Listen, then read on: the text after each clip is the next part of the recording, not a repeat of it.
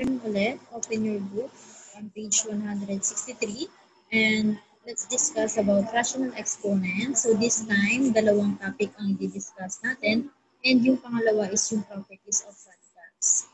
Okay? So page 163 and so sa rational exponents or fractional exponents, yun yung mga exponents of the form m over n. Where m and n, itong dalawang yan, kailangan yan ay integers. Diba pag sinabi natin integers, yun yung mga positive numbers, mga negative numbers, and including, ayan, kailangan daw yung n dito is not equal to 0. So expressions involving rational exponents are of the form x raised to m over n. Ganyan yung formation niya kapag about sa rational exponents. And using the law of exponent, pinag-aralan natin noon na a raised to m, kapag may exponent na siya at ni-raise pa siya sa another exponent, ang gagawin lang natin is i-multiply yung dalawang exponent. So magiging a raised to m times n. So meron pa tayo, ito yung mga equivalent, which is x raised to 1 over n, and naka-raise pa siya sa m. Ang gagawin lang siya, di ba ito ay fraction, tapos ito ay whole. So, gagawin lang is to multiply this. So, 1 times m, that is m. And copy the numerator, which is n. And then yung ating base, which is x. Equal din sa x raised to m over n. And equal din yan sa ating x raised to m. Tapos, ang maging exponent mo ay yung 1 over n. Kapag minultiply kasi ito, m times 1, equal din yan sa m. And yung ating n, copy lang yan. So, equivalent yung mga yan, as long as the expression is defined. So, dito, for any rational exponent, m raised to, or m over n, in lowest terms, where m and n are integers and n is greater than 0, define, ito yun, x raised to m over n is equal to, magiging ito, itong formation na ito, magiging nth root of x raised to m. Paano siya naging ganon? So, tandaan na itong base, kinakopy lang natin yan, magiging radicand. And di ba itong exponent na ito, siya ang magiging exponent ng ating radicand. So, magiging, erase ko lang ito para may sulat ko.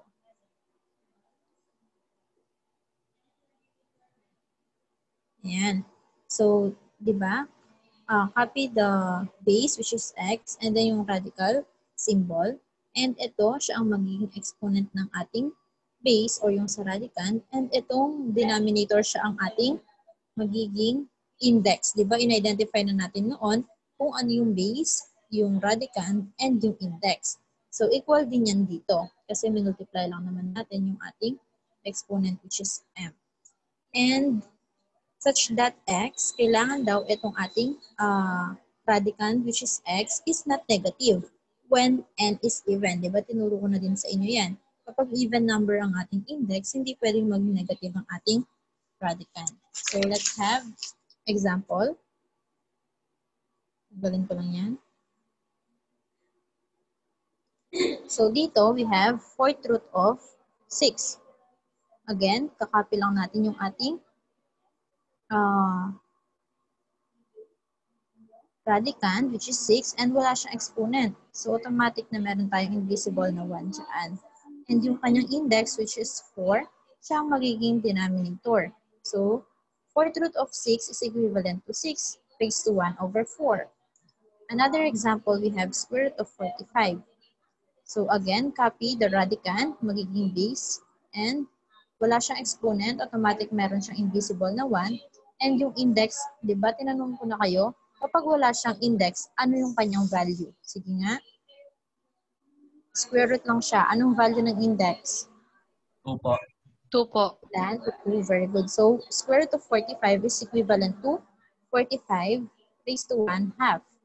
And, or yan, baka kasi mapagkamalan nyo lang mag-isa yung, or magpagkamalan yung 4 and 5. So, that is 45. Isang, ano yan, isang number. Next, we have 4th root of z raised to 3. Again, copy the radicand, which is z, and then yung numerator siya ang exponent ng ating radicand, which is 3, and then yung index natin siyang magiging denominator, which is 4. So, fourth root of z raised to 3 is equivalent to z raised to 3 over 4. Tandaan nyo yung mga yan. Next, we have fourth root of y raised to 9. Again, ulit-ulit lang, copy the radicand, which is 9, ay y raised to 9. And then yung kanyang denominator siya ang index, which is 4. So that is y raised to y, ay raised to 9 over 4. Next, we have 9. Ninth root of x raised to 8. Sige nga kayo ngayon. Anong sagot dito? Kapag kinonvert natin sila into rational exponents, magiging X x is raised raised to to 8 8 over 9. over 9. Very good. So, wag lang kayo papalito. Ang exponent ng ating radicand, siya ang magiging numerator, at ang ating index, siya ang magiging denominator. Okay? Another, paano naman kapag given itong mga to? And then, i-convert natin sila into radicals. Ito, yung mga radicals. Pabaliktad naman. So, ang gagawin nyo lang, ganito. So, halimbawa, 4 raised to 1 over 2. Ikakopy mo yung base, magiging radicand. Siya yung nasa loob ng radical symbol. And 1 ang kanyang exponent, siya yung numerator. Huwag na natin lagay yung 1 dito. Okay lang. And yung kanyang index is 2. Huwag na din natin lagay yung 2 doon. Kasi automatic ng index ng square root is 2. So, ano ang value ngayon ng square root of 4? That is positive and negative 2. Okay? Next, we have 16 raised to 1 over 2. So, copy the base, which is magiging index, ay magiging radicand, and 1 ang kanyang exponent, okay lang na huwag na natin ilagay, and 2 ulit ang kanyang index, huwag na din natin ilagay. So, ang square root of 16 is positive and negative 4. Next, we have, ito, kapag nakaparenthesis siya, we have negative 8 raised to 1/3. Ibig sabihin, ang magiging radicand mo is negative kasi naka-parenthesis. So, kasama niya yung number which is negative 8. And 1 ang kanyang exponent. Ito yun, yung numerator, huwag na natin ilagay. And ito ay 3. So, ano yung number na kapag minultiply mo ng 3 beses, makukuha mo ay negative 8. So, trial and error. Halimbawa, sa 1, automatic na kahit ilang beses pa natin i-multiply yung 1 sa sarili niya, 1 ang sagot. So, mag-proceed tayo sa 2. 2 times 2 times 2. So, 2 times 2, that is 4, times 2, that is 8. Kailangan natin is negative 8. So, try natin negative 2. Ayan. So, negative 2 times negative 2, that is positive 4. Positive 4 times negative 2, that is negative 8. So, the answer now is negative 2. Okay? So, huwag kayong papalito na, di ba, yung sinabi ko nga, na kailangan kapag even ito, doon pa lang siya hindi pwedeng maging negative yung ating radicand. Pero since yan ay odd, sasagutan natin siya. So, may sagot siya. Ayan. That is negative 2. And, paano naman kapag hindi siya nakaparenthesis? Like, for example, we have negative 8 raised to 1/3. So, si negative niyan, siya yung nasa labas ng radical. So, ang kanyang base na magiging radicand is 8 na lang. Kasi yung negative na dito siya sa labas. Exponent niya ay 1 at ang index niya ay 3. So, sagutan na natin. Di ba tinry natin kanina yung nung nakuha natin si positive 8. So, nakuha natin ay positive 2. Pero, ito pa lang yung dito. Yung cube root of 8, that is positive 2. Pero meron pa tayong negative. So, negative times positive 2, that is negative 2. Okay? Naintindihan ba yung part na to? Another example, yung nakaparenthesis ulit, negative 1 raised to 1 over 2. So, magkasama ito, kaya yan ay negative 1. At ang exponent niya ay 1, huwag na natin ilagay. At ang index niya ay 2, huwag na natin ilagay. So, dito pa lang siya magiging non or not a real number. Bakit? Kasi, di ba, ang kanyang index is 2, even number siya. So, kanina kasi ito, 3 siya, hindi siya even number. Kaya, may sagot. Pero this time, even number siya. So, kapag even number siya at negative yung ating radicand, yan ay not a real number. Or yung tinatawag natin imaginary number. Okay? Basta tandaan, kapag even number, hindi pwedeng maging negative yung ating radicand. yung yung index, kapag even number yung index, hindi pwedeng mag-negative yung radical. May question dito? Teacher, Yes? hindi daw po wala daw pong naririnig si Wesley. Pero kayo meron. Meron po. O, check niya na lang yung niya, yung gamit niyang microphone or yung headset man yan or what. Okay? Okay na? Okay na? Okay na po. Yan. So, kung wala na kayong tanong dito sa ating rational exponents, pwede na tayong mag-proceed sa ating properties of radicals. So, dito sa properties of radicals, meron tayong mga laws na kailangan sundan. First law, we have nth root of xy. So, dito, dalawa yung ating radicand, which is yung x and yung y. Ang kailangan lang natin is to distribute the index. So, magiging nth root of x at saka yung, yan, ita-times natin siya sa nth root of y. Okay? Basta tandaan, kapag dalawa yung radicand, isa lang yung index, so i-distribute mo yung index. Magiging, ang nth root of x and y, magiging nth root of nth root of x times nth root of y. Okay? Next one, we have, ano ba yan? Open. Next, we have the second law, nth root of x over y. So dito, distribute lang ulit natin yung index, pero kung kanina, multiplication, this time, division. So magiging nth root of x divided by nth root of y. Okay? Same lang sila ng number 1, pero kanina, sa number 1, multiplication, and this time, sa number 2, division. Next, we have the third law. We have, dalawa naman dito yung, hindi ko na, sino yun? I-admit ko lang si Ethan. Ayan. So, sa number 3, we have, and dalawa naman yung index this time. Nth root of m root of x. So, kapag dalawa yung index natin, ang gagawin lang natin is to multiply the index. Magiging n times m. Ayan. Tapos yung radical symbol and yung radicand, which is x. Next, we have number 4. And nth root of x raised to n. And same lang sila ng number 5. Nth root of x raised to n. Pero, ang gagawin kasi dito, kapag pareho yung index and yung exponent ng radicand, ika-cancel yan. So, ang answer is x. Kapag ang n mo is odd. Pero, kapag naman ang n mo is even, the answer will be the absolute value of x. Halimbawa, ang nakuha mo is negative 3, negative 4, mga negative numbers. So, the answer is positive. Kasi, yan ay absolute value. Di ba ang absolute value is non-negative? Yan. So, dapat ang x mo is not negative, ha? Dito. Kasi kapag even number yung n mo, tapos negative ito, ay not real number yon. Pero kapag yan hindi negative, so may mga sagot dyan.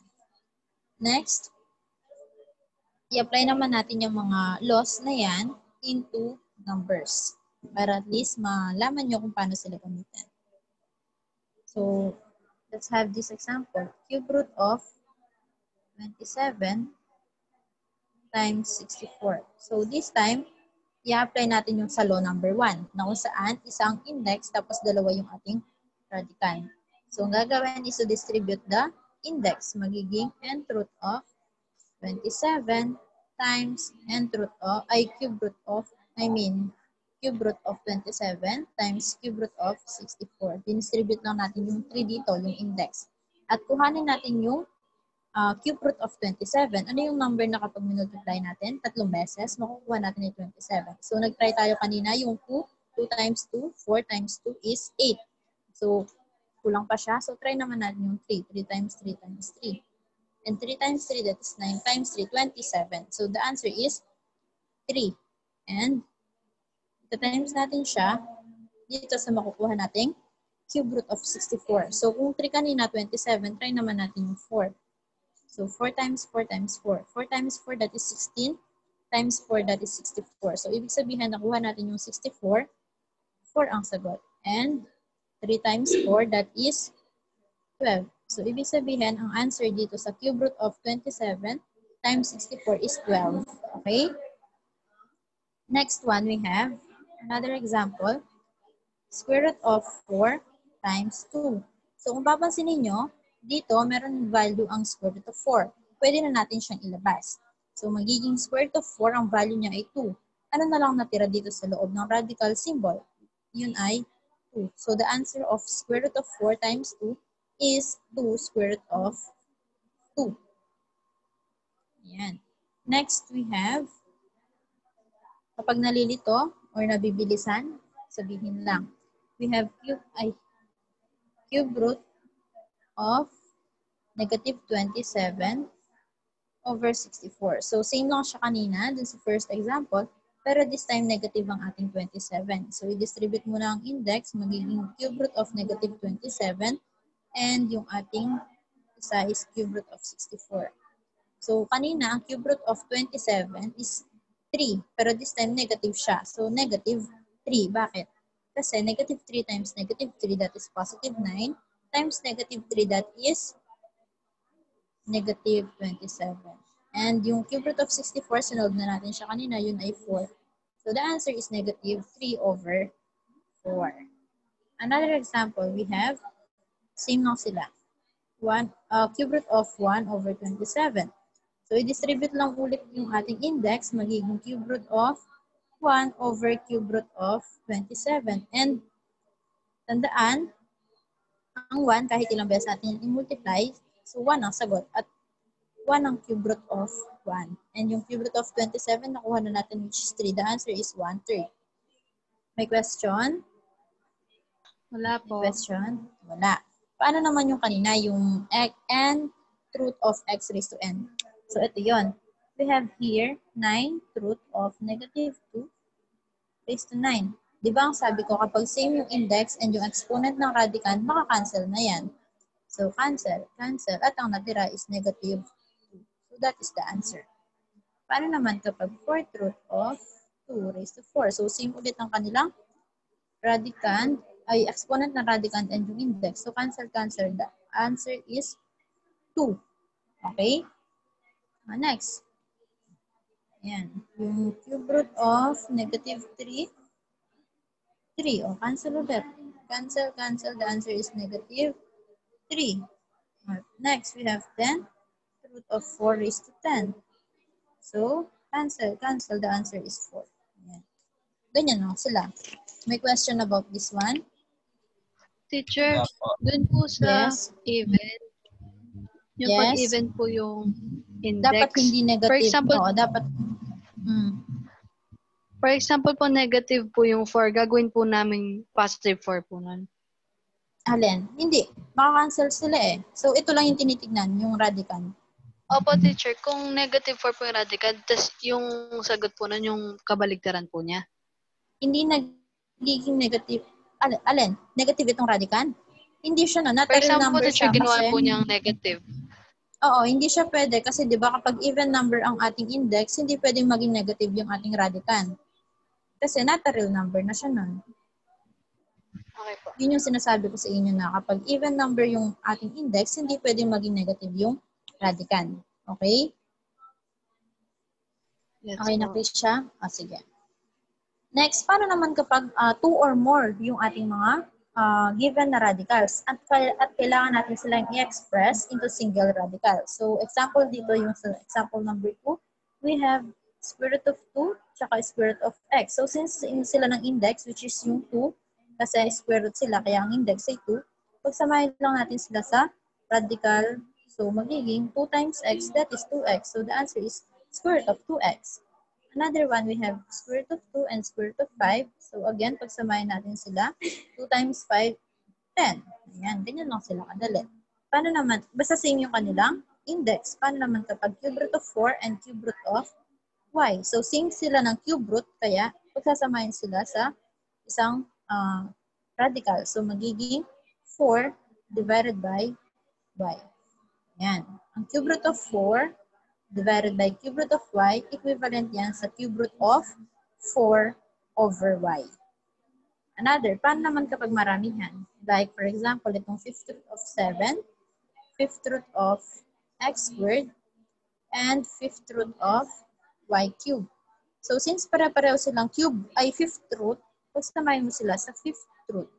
Tapos, copy the radicals. So, radicand, magiging 7 x squared y cubed. Ito yun yung answer dito sa radicals na ito. Naintindihan? Naintindihan yung sa properties of radicals? Ayan. So, ganyan lang naman kapag sa properties of radicals. So, yung example kanina dun sa mga laws, halimbawa, marami ako na, naging Bisaya na ako tuloy. Halimbawa, marami yung sa index. For example, we have cube root of fourth root of x. So, anong sinabi ko? I-multiply nyo lang itong index. So, magiging 3 times 4, 12. And copy the radicand which is x. 12th root of x. Halimbawa, maraming square root yan. Like for example, ayan. Square root of y. So, di ba meron niyang 32? So, 2 times 2, 4 times 2, 8. So, that is 8th root of y. Yan. So, ganyan lang yung sa ating properties of radicals. So, may question ba about dun sa rational exponents and properties of radicals? May question? Yan. So, kung clear na, meron akong papagawa sa inyo. Dito sa ating page 165, again, 165, gawin nyo yung sa accuracy. Page 165, accuracy. Okay? Yung write each of the following radicals as an expression with rational exponents. Okay? Gets na yung gagawin dito? Radical sila, gagawin nyo lang silang rational exponents. And hindi ko napapagawa itong sa basic application and challenge, mag-proceed tayo dun sa properties of radicals. Meron naman kayong gagawin dito sa properties of radicals, yung sa basic application. Okay? Yung use the laws of radicals to express each of the following as a single radical. Kagaya ng in-explain ko kanina. Yan yung sa page 171. Again, itong sa page 165, yan ay yung sa accuracy. Tapos, this time, yung sa page 171, yan naman yung sa basic application. Okay? So, dalawang workbook na yan. 165, yung accuracy lang, yan yung about sa rational exponents. And 171, basic application, yun yung about sa properties of radicals. Okay? Screenshot nyo na lang and then send sa group chat para hindi na kayo nagtatanong later. Kailan po yung Ha? Okay lang kahit basta as soon as possible. And Sir, ano next, pong page yung isa ba? ayan nakasulat sa screen. And by next week, yung inyong monthly assessment siya and as well na siya. Long quiz. And yun ay magiging written na. Okay, Christina, paki-end na yung recording anak. Thank you.